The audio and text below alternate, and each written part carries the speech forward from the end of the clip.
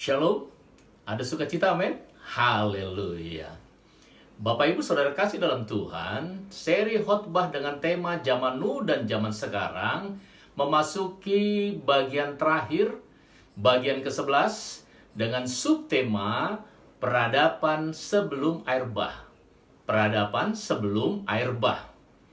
Mari kita baca Matius pasal 24 ayat 3. Matius 24 ayat 3. Demikian firman Tuhan. Ketika Yesus duduk di atas bukit Zaitun, datanglah murid-muridnya kepadanya untuk bercakap-cakap sendirian dengan dia. Kata mereka, "Katakanlah kepada kami, bila manakah itu akan terjadi? Dan apakah tanda kedatanganmu dan tanda kesudahan dunia?" Seketika itu Yesus langsung menggiring murid-murid untuk menilai tanda-tanda yang memungkinkan kita untuk tahu bahwa kedatangannya sudah dekat.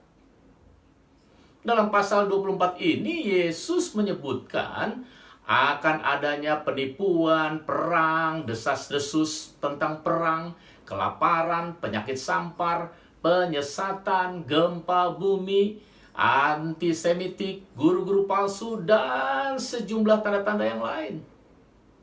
Kemudian, ia memperingatkan para murid datangnya kesusahan besar dan memberikan tanda dari pohon ara. Kemudian menyimpulkan semuanya pada ayat 38 dan 39 dengan memberikan tanda-tanda yang akan terjadi. Dengan berkata, sebab sebagaimana mereka pada zaman sebelum air bah, demikian pula hal kelak pada kedatangan anak manusia. Saudara, ayat ini adalah jantung dari seluruh pasal ini. Yesus berkata ketika kondisi-kondisi kehidupan pada zaman sebelum air bah terulang lagi, maka Anda tahu bahwa kedatangannya sudah dekat, bahkan ada di depan pintu Anda. Pernyataan ini adalah positif dan tidak boleh kita abaikan. Sama seperti hari-hari sebelum air bah. Begitu jugalah yang harus terjadi sebelum kedatangan Tuhan. Nah, saudara, di akhir dari seri khotbah Zaman Nu dan Zaman Sekarang ini, saya memberi subtema Peradaban sebelum air bah. Mari kita perhatikan beberapa hal penting berikut ini. Yang pertama, masa pembangunan kota. Masa pembangunan kota. Pembangunan kota adalah tanda bahwa kita sedang mendekati akhir zaman. Mari kita baca Kejadian 4 ayat 16 dan 17. Kejadian 4 ayat 16 dan 17. Demikian firman Tuhan. Lalu Kain pergi dari hadapan Tuhan dan ia menetap di tanah Nod, di sebelah timur Eden. Kain bersetubuh dengan istrinya dan mengandunglah perempuan itu, lalu melahirkan Henoh. Kemudian Kain mendirikan suatu kota dan dinamainya kota itu Henoh menurut nama anaknya.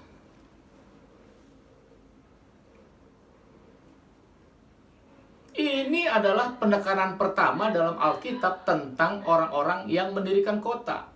Ingat, manusia tidak mendirikan kota ketika ia diciptakan. Ia ditempatkan di sebuah taman, yaitu Taman Eden.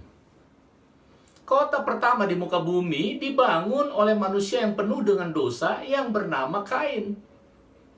Dan di seluruh Alkitab, kota-kota terlihat sebagai tempat kejahatan dan dosa yang luar biasa. Bahkan Yerusalem disebut Sodom dan Mesir. Itu disebut pada masa tribulasi pada Wahyu, kitab Wahyu. Sekarang perhatikan baik-baik. Kita saat ini di zaman sekarang ini telah melihat pengulangan dari apa yang terjadi pada zaman sebelum air bah. Buktinya adalah 100 tahun lebih yang lalu, lebih dari 85% penduduk di seluruh dunia hidup dalam komunitas pedesaan terpencil atau di perkebunan. Hampir setiap orang kita pada saat ini dapat menceritakan kisah dengan jelas tentang kehidupan orang tua atau nenek moyang mereka yang hidup di pedesaan. Karena hampir saat itu belum ada apa yang disebut kota. Hal yang kedua, Masa ketika agrikultural dikembangkan. Masa ketika agrikultural dikembangkan. Mari kita baca Kejadian 4 ayat 20. Kejadian 4 ayat 20, demikian firman Tuhan. Ada itu melahirkan Yabal. Dialah yang menjadi bapa orang yang diam dalam kemah dan memelihara ternak. Pada awalnya orang-orang masuk ke dalam kota-kota besar untuk meningkatkan usaha agrikultural dan peternakan. Sepertinya mereka meninggalkan desa mereka karena ada kebutuhan untuk mengembangkan metode-metode produktivitas agrikultural untuk memberi makan kepada sejumlah besar orang-orang yang tinggal di kota-kota besar. Tetapi akibatnya, pada zaman kita ini, seperti yang telah dicatat oleh para antropolog, bahwa usaha agrikultural dan peternakan yang meningkat di zaman modern ini telah menjadi sumber utama dari ketidakseimbangan ekologi yang akan menyebabkan kebinasaan bumi. Seorang profesor antropolog budaya berkata kepada murid-muridnya bahwa pengembangan agrikultural telah menjadi kesalahan yang paling besar yang akan membinasakan kehidupan manusia. Allah tidak menciptakan manusia untuk merusak dan membinasakan bumi ini dengan menghancurkan hutan-hutan dan menggunakan metode-metode agrikultural yang membahayakan ekologi. Tidak seperti itu. Ingat, Allah menempatkan manusia di sebuah taman yang indah. Mari kita baca Kejadian 2 ayat 15. Kejadian 2 ayat 15, demikian firman Tuhan. Tuhan Allah mengambil manusia itu dan menempatkannya dalam Taman Eden untuk mengusahakan dan memelihara taman itu. Apa yang terjadi? Perusakan dan pembinasaan bumi melalui agrikultural tidak berakar dari apa yang Allah perintahkan kepada manusia. Allah memerintahkan manusia untuk memelihara taman itu, untuk mengusahakan dan memelihara taman itu. Dosa dan pemberontakan kepada Allah lah yang membawa metode-metode agrikultural yang membahayakan ekologi ini. Mari kita baca Kejadian 3 ayat 17-19. Kejadian 3 ayat 17 sampai dengan 19. Demikian firman Tuhan. Lalu firman-Nya kepada manusia itu, karena engkau mendengarkan perkataan istrimu dan memakan dari buah pohon yang telah kuperintahkan kepadamu, jangan makan daripadanya, maka terkutuklah tanah karena engkau. Dengan bersusah payah engkau akan mencari rezekimu dari tanah seumur hidupmu. Semak duri dan rumput duri yang akan dihasilkannya bagimu, dan tumbuh-tumbuhan di padang akan menjadi makananmu. Dengan berpeluh engkau akan mencari makananmu, sampai engkau kembali lagi menjadi tanah, karena dari situlah engkau diambil, sebab engkau debu dan engkau akan kembali menjadi debu. Saudara, keturunan Kain yang penuh dengan dosalah yang memulai menggunakan metode-metode agrikultural ini, seperti yang dicatat dalam Kejadian pasal 4 ayat 20 tadi. Mereka memelihara ternak, itu secara langsung dihasilkan oleh dosa manusia yang mendorongnya untuk mengubah sistem keseimbangan ekologi di Taman Eden yang sebenarnya sudah sempurna. Dosa manusia dan pemberontakan manusia melawan Allah lah yang membuat kesalahan. Ini adalah penggenapan dari perkataan Tuhan Yesus Kristus ketika Ia berkata, seperti itulah, demikian pula yang akan terjadi. Hal yang ketiga, zaman metalurgi. Zaman metalurgi. Apa itu metalurgi? Metalurgi adalah ilmu tentang sifat kimia dari logam dan cara memanfaatkan logam. Dalam Kejadian 4 ayat 22 dikatakan, Zila juga melahirkan anak yakni Tubal Kain, bapa semua tukang tembaga dan besi. Saudara, jika manusia tidak berontak terhadap Allah, Tidak perlu mengembangkan tembaga dan besi seperti yang pertama kalinya dikembangkan oleh keturunan Kain ini. Catat baik-baik, saudara, bahwa hal ini juga telah terulang di zaman sekarang ini. Abad 21 disebut zaman baja. Dan pikiran-pikiran jahat yang telah datang dari ini adalah terciptanya senjata perang, pesawat terbang, bom-bom, kapal perang. Tak satu pun dari semuanya itu bisa dibuat tanpa menggunakan logam, khususnya baja. Persis apa kata firman Tuhan. Sebagaimana pada zaman itu, demikian pula lah yang akan terjadi. Hal yang keempat, zaman pengembaraan. Zaman pengembaraan. Dalam Kejadian 4 ayat 16 dikatakan, Kain pergi dari hadapan Tuhan dan ia menetap di tanah Nod, di sebelah timur Taman Eden. Pada ayat sebelumnya, Kain berkata, Engkau menghalau aku dari tanah ini, dan aku akan tersembunyi dari hadapanmu, seorang pelarian dan pengembara di bumi. Setelah Kain membunuh saudaranya Habil, dia menjadi pengembara di bumi. Saya telah menjelaskan pada khotbah-khotbah sebelumnya. Kain menjadi seorang pelarian dan pengembara di bumi. Ia pergi ke sana kemari, pergi jauh, berpindah-pindah, menjadi pelarian, mengembara. Selanjutnya, Kain menjadi seperti kebanyakan orang modern saat ini. Ia melakukan perjalanan ke sana kemari. Ia sering berpindah-pindah. Ia adalah seorang pengembara. Seperti jutaan orang pada hari-hari ini yang meninggalkan kampung halamannya dan mengembara di bumi ini. Migrasi masyarakat dan perjalanan mengelilingi dunia sudah pasti merupakan tanda-tanda bahwa kita sedang hidup dekat akhir dari dunia ini. Peningkatan pengetahuan di zaman kita ini telah memungkinkan perjalanan mengelilingi dunia. Dan peningkatan pengetahuan ini menyebabkan meningkatnya metode perjalanan yang lebih cepat. Perjalanan telah dimulai oleh Kain pada zaman sebelum air bah.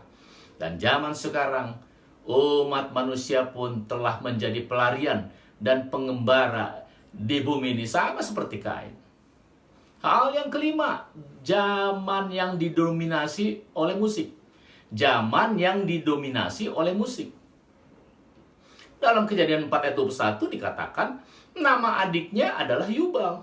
Dialah yang menjadi bapak semua orang yang memainkan kecapi dan suling. Yubal adalah bapak dari pemain musik yang sebelumnya tidak pernah dikenal sampai zaman sebelum air bah. Instrumen-instrumen musik ini menjadi berpengaruh dan tidak perlu diragukan lagi bahwa alasan utama populernya berbagai pesta, berbagai pertunjukan di acara pernikahan yang Yesus pernah jelaskan kepada kita menjadi bagian terbesar bagi kehidupan sebelum zaman air bah. Saudara, saat ini setiap orang dapat melihat bahwa zaman kita ini sedang didominasi oleh musik. Bahkan kebanyakannya adalah musik-musik yang tidak baik. Begitulah keberadaan musik di dunia ini. Hal yang keenam, zaman poligami dan penyimpangan seksual. Zaman poligami dan penyimpangan seksual. Seorang menikah dengan lebih dari seorang, menikah, bercerai, dan kemudian menikah kembali, itu bentuklah dari poligami. Dan itu bukanlah apa yang Allah maksudkan untuk umat manusia. Allah merencanakan satu laki-laki dan satu perempuan untuk dinikahkan dan untuk hidup seumur hidup. Orang pertama yang mempraktekkan poligami adalah keturunan jahat dari Kain yang bernama Lameh. Dalam Kejadian 4 ayat 19 dikatakan, Lameh mengambil 2 orang istri, yang satu namanya Ada, yang lain adalah Zila. Bukan hanya poligami, tetapi juga terjadi penyimpangan seksual. Mari kita baca Kejadian 6 ayat 4. Demikian firman Tuhan. Pada waktu itu orang-orang raksasa ada di bumi, dan juga pada waktu sesudahnya, ketika anak-anak Allah menghampiri anak-anak perempuan manusia, dan perempuan-perempuan itu melahirkan anak bagi mereka, Inilah orang-orang yang gagah perkasa di zaman purbakala, orang-orang yang kenamaan.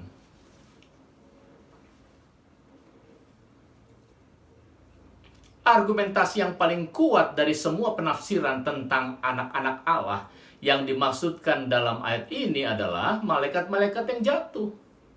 Iblis dihubungkan dengan praktek seksual yang penuh dosa yang sudah umum di zaman sebelum air bah. Untuk hal ini saya juga telah menjelaskannya pada khotbah-khotbah yang lalu. Hal yang ketujuh yang terakhir, zaman penyesatan. Zaman penyesatan. Dalam Kejadian 4 ayat 3 dan 4, kita menemukan bahwa Kain percaya kepada Allah tanpa penebusan oleh darah.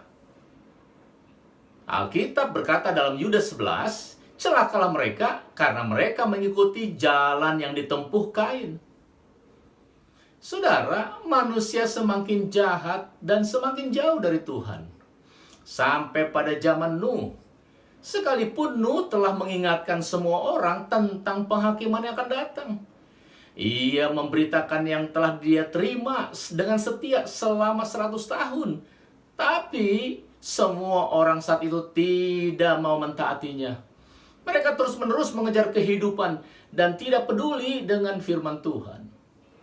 Ini adalah apa yang disebut dengan fundamentalisme di zaman akhir ini. Saya telah menjelaskan panjang lebar tentang hal ini pada khotbah-khotbah sebelumnya. Jadi kesimpulannya, saudara, sebelum zaman air bah, umat manusia berpindah-pindah ke kota-kota, mengembangkan usaha agrikultural dan metalurgi. Semua ini disertai dengan musik liar, pernikahan dengan lebih dari satu orang, penyimpangan seksual, dan penyesatan agama. Semua ini adalah gambaran dari apa yang terjadi di dunia kita pada hari-hari ini. Jadi saudaraku, di akhir dari seri khotbah ini, saya menantang saudara, mari, jangan sampai Anda terlambat. Datanglah kepada Yesus Kristus, agar dosa-dosamu disucikan oleh darahnya. Selanjutnya, tetap setia melekat kepada Yesus sampai akhir hidupmu. Pastilah engkau diselamatkan. Amin. Tuhan Yesus memberkati kita semua. Mari kita berdoa. Bapa di surga, terima kasih hamba sudah menyelesaikan firman Tuhan dari seri khotbah zaman Nuh dan zaman sekarang pada bagian terakhir, bagian ke-11. Kami percaya Roh Kudus akan menjelaskan lebih dalam lagi sehingga kami mengerti kebenaran firman Tuhan yang sudah kami dengar. Terima kasih Bapa, biarlah lewat seri khotbah ini kami semakin mengasihi-Mu lebih sungguh lagi, melayani-Mu lebih sungguh lagi dalam nama Yesus, supaya kami hidup seturut firman Tuhan, mempermuliakan nama Tuhan lewat kehidupan kami. Nama Tuhan Yesus dipermuliakan. Terima kasih Bapa, Engkau sudah memberkati kami, sudah memberkati jemaat-Mu, sudah memberkati semua pendengar. Dalam nama Tuhan Yesus Kristus. Akhirnya kami serahkan kembali kehidupan kami sepanjang 1 minggu ke depan. Kami percaya berkemenangan di dalam nama Tuhan Yesus Kristus. Terima kasih Bapa. Terpujilah Engkau kekal selama-lamanya. Kami juga kembali menyerahkan bangsa negara tercinta Indonesia. Terima kasih buat pemulihan yang Tuhan lakukan. Dengan pertolongan Tuhan terjadi pemulihan. Krisis kesehatan, krisis ekonomi sudah mulai diatasi. Terima kasih Bapa. Engkau juga terus memberkati proses vaksinasi dalam nama Yesus. Terima kasih Bapa. Kami percaya dengan pertolongan-Mu ada kesejahteraan di negeri tercinta Indonesia. Terima kasih Bapa. Terpujilah Engkau kekal selama-lamanya. Dalam nama Tuhan Yesus kami berdoa dan mengucap syukur. Haleluya. Amin. Amin. Amin. Amin.